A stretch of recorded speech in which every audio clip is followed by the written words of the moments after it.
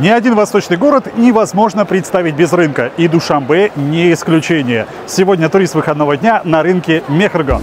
Если вы приехали в Душанбе, то особого внимания заслуживает рынок Мехргон, который выглядит действительно впечатляюще, как настоящий дворец. Сданный в эксплуатацию в сентябре 2014 года, он поражает своими масштабами. Здесь можно бродить часами, любуясь фруктами, сладостями, орехами и виноградом. Ведь территория рынка составляет порядка 10 тысяч квадратных метров, а само здание состоит из 3 этажей. Прогуливаясь по рынку, будьте готовы к тому, что вас будут угощать на каждом шагу. Такова гостеприимность таджикского народа. Пока вы смотрели красивые кадры рынка Мехргон, я уже успел купить себе специи и оплатить некоторые счета с помощью мобильного приложения первого микрофинансового банка Таджикистана.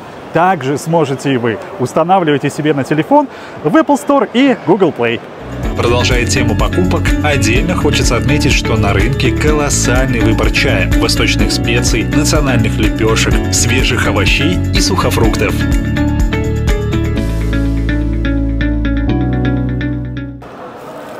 Рынок Мехргон настолько удивительный, что мне уже здесь предложили работать. Кстати, я уже продаю чай. Девушка, держите. Похоже, турист выходного дня нашел себе новое место работы. Но если честно, рынок Мехргон заслуживает того, чтобы вы его посетили. Здесь национальный колорит, аромат специй, таджикское гостеприимство соседствуют друг с другом, создавая уникальную атмосферу.